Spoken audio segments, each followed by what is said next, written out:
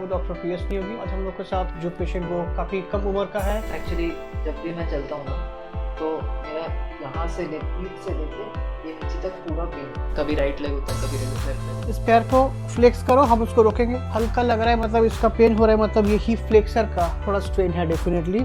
हम स्ट्रेन काफ़ी टाइट है, ये ही फ्लेक्सर आयुष का काफ़ी टाइट है। मोबिलाइज करेंगे, एकदम फ्री रहना है आयुष।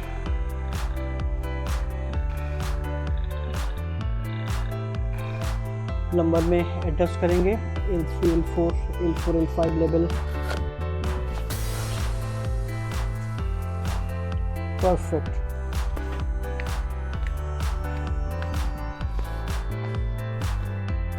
हम लोग का हो गया। कैसा फील हो रहा है आयुष? बेटर लग रहा है सर।